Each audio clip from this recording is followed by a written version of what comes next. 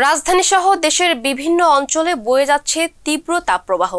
দিনে রোদ ও গরমে খাখা করে চারদিক, রাতেও কমছে না তাপমাত্রা। তীব্র গরমে অতিষ্ঠ হয়ে উঠেছে জনজীবন। এদিকে গরমের কারণে বাড়ছে হিট স্ট্রোকের মতো স্বাস্থ্য ঝুঁকি। এছাড়া ডায়রিয়ার আক্রান্ত হচ্ছেন অনেকে। কতদিন থাকবে এই তাপদাহ, আর কবেই বা মিলবে স্বস্তির বৃষ্টি? সঞ্জিতা শাম্পার ডেস্ক রিপোর্ট।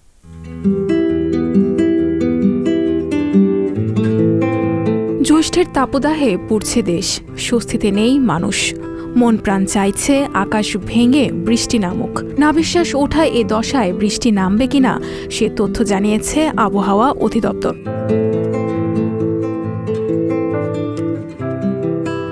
আগামী 24 ঘন্টার পূর্বাভাসে আবহাওয়া অফিস জানিয়েছে, বয়ে চলা মাঝারি ধরনের তাপপ্রবাহ অব্যাহত থাকবে। লঘুচাপের বর্ধিতাংশ পশ্চিমবঙ্গ ও সংলগ্ন এলাকায় অবস্থান করছে। সারা দেশের আবহাওয়া প্রধানত শুষ্ক থাকতে পারে, তবে চট্টগ্রাম বিভাগের 2-1 জায়গায় হালকা বৃষ্টি অথবা বজ্রসহ বৃষ্টির সম্ভাবনা রয়েছে।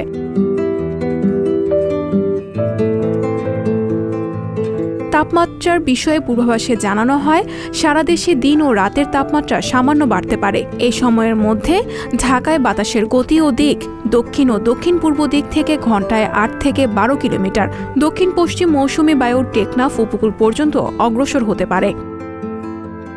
সঞ্জিতা শম্পা, সংবাদ প্রকাশ।